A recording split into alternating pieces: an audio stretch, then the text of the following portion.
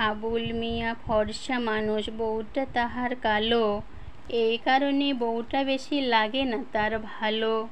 বউটা আবার কালো হলেও বড় ঘরের বেটি, বাপের ঘরে খাইছে শুধু বড় মাছের পেটি।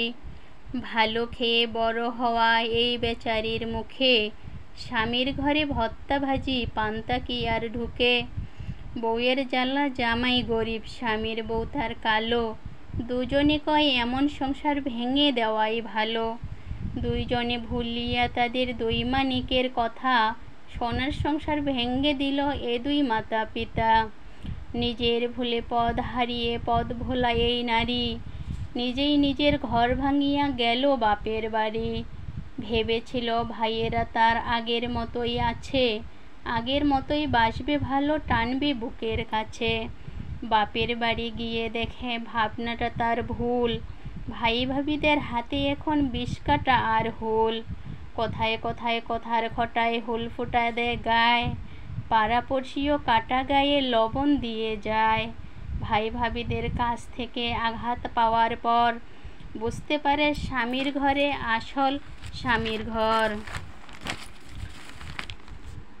হেলায় হেলায় ঘর ভাঙিয়া ঘর হারায়ে নারী, চোখের জলে বক্ষ ভিজায় বৈশা বাপের বাড়ি। ওইদিকে তার স্বামী আবার করছে আরেক বিয়ে, বিয়ে করে পড়ছে জ্বালায় বাচ্চা দুটো নিয়ে। এমনিতে এ বাচ্চা দুটোর মা নেই তার কাছে, এখন আবার সৎমা তার লেগে থাকে পাছে।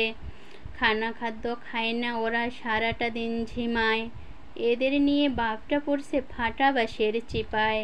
চিপায় পইরা বাপটা কান্দে বাচ্চা বাপের দোষে, মাটা কান্দে ঘর হারাইয়া ভাইয়ের ঘরে বসে। এই যে এত কান্নাকাটি এত চোখের জল, সবটা হইল হেলায় হেলায় ঘর ভাঙিবার ফল। কারো যদি ঘর ভাঙিবার স্বপ্ন যদি জাগে, এদের একটু দেইখা নিও ঘর ভাঙিবার আগে। ধন্যবাদ।